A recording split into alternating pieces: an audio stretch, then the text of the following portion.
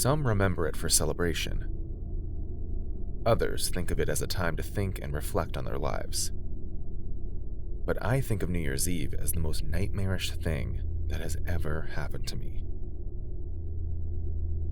I know it's weird, but last New Year's Eve, I encountered something that has gone on to change my life forever. I can't even forget it if I tried. And now, I am scarred for life. How did it all start? We simply wanted to have some fun, my friends and I. We wanted to do something different, something that challenged us, and that we would never forget for the rest of our lives. It's ironic, but that's exactly what we got. Only that it was not the way we wanted. When I think of New Year's Eve now, my heart seriously jumps a beat, and I always suffer anxiety and panic attacks. Like I said, I have been scarred for life, and as far as I can remember, I am even doing a lot better than my friends, mentally. Most people say we are simply looking for attention or we are exaggerating things, but we know what we saw. We know who we saw, and every time we close our eyes, we see her again. The lady. The lady in red. Let me explain. Like I mentioned, my friends and I were looking for something thrilling to do on New Year's Eve. We have been friends since middle school, and now we were in college. Every year, we get together to do something that would conquer collective fears. The previous year, we went on the world's deadliest and scariest roller coaster ride, and it was both fun and nerve-wracking. The year before that, we went camping, and we have even gone deep-sea diving. The goal was to do something that scares us so we can overcome the fear. Sounds great, right? Well, it is now safe to say we will no more be doing any such meetings ever again.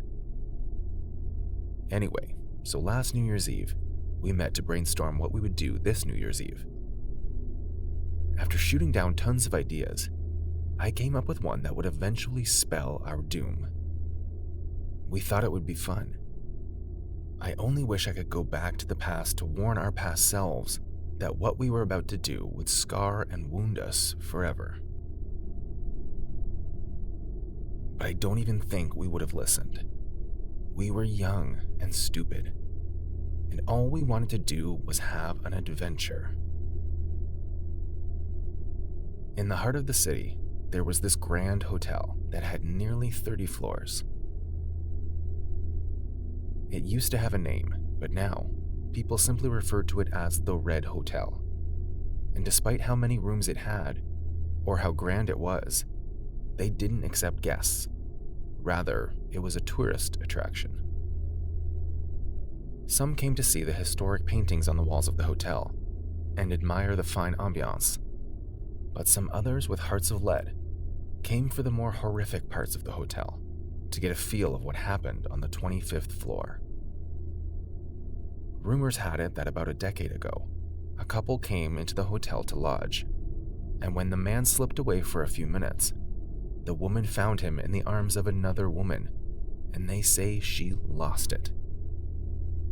She went on a rampage and killed the man, the woman, and every other person that tried to step in before she climbed up to the 25th floor window and threw herself off the ledge. And this happened on New Year's Eve, 10 years ago.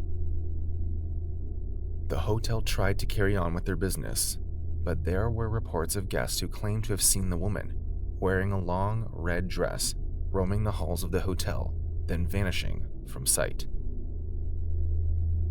Other guests said at night they would awaken to loud screaming, and they believed it was the woman in red. So the Grand Hotel came to be known as the Red Hotel. As time passed, a lot of people believed more and more in the story of the Red Hotel. So the hotel decided to milk the story and turn the 25th floor into a haunted house type of experience for guests to come and have a feel of fear and scare. They would plant props and actors to scare the guests and play the lady in red. So in all honesty, there was no proof as to whether or not the Red Lady story was real. And my friends decided that on the night of New Year's Eve, we would go to the Red Hotel and pay to have the 25th floor experience. Biggest mistake of our lives. And now that I think about it, how did we not realize that we were going to have this experience on New Year's Eve, the same time as when the incident happened over 10 years ago? We were too dumb and young to think outside ourselves, and we set out for the adventure of our lives. When we got there, the place was packed, but everyone else had come to admire the ambiance. As a matter of fact, my friends and I were the only ones at the time who had come for the fear factor. We paid and were led up to the elevator. You should have seen us. We were giggling and squealing like children. As we got into the elevator boy said, "25, I presume." And we nodded and giggled some more. This was going to be fun. The elevator seemed slow, and the music was warm but ominous. We braced ourselves as we got to the 23rd, then 24th, and finally the 25th floor. The elevator boy bade us farewell, and we tipped him. This is not one of those stories that there would be countless clues before the final scare. No. Ours was right away. As soon as we stepped out of the elevator, the lights went off suddenly, and we were in the dark. We were scared, but we thought this was part of the act. But it wasn't. We could feel a presence all around us.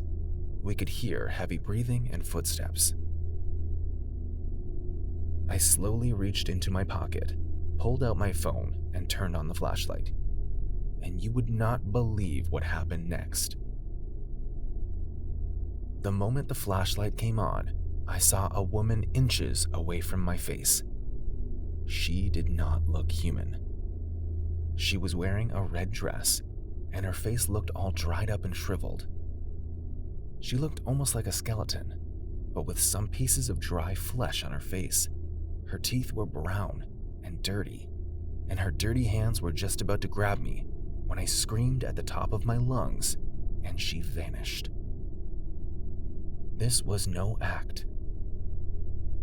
I know what I saw. It was her. It was the lady in red, and the rest had seen it too. We rushed back to the elevator and pressed the button, but it didn't come back up for us. We could hear laughing and snickering now, and the presence was still all around us. We decided to make a run for it. We ran down the hallway, checking to see which room doors were open. None of them were, and I was so scared I could barely see clearly. At the end of the lobby, we saw a lady dressed in red on the floor. She was unconscious, but this one looked more human, but she was dead. The realization hit us. This was one of the actors, and the real lady in red was chasing after us. Suddenly, the lights in the hallway began to flicker, and at the other end, we could see the lady in red. She was floating in the air, and her hair was covering her face. It was the most terrifying thing we had ever seen. We screamed in fear, and she began to float toward us. And closer she came. We were backed up against the wall. There was nothing we could do. The lady in red stretched her hand as she came close to us, and I shut my eyes and braced myself when suddenly there was silence, and she had vanished again. We stared at one another. Everyone was okay. Then all at once, we raced towards the elevator doors again, and this time, they gave way. We rode it down, and we must have scared all the guests in the lobby because we tried to tell them to get out of here, that the lady in red was upstairs. But you know what they did? They began to applaud. Until today, The hotel covered up what really happened that night and claimed there was no dead body and that it was all an act, and it was so realistic that it scared us silly. No one really believes us, but we know what we saw. What do you think?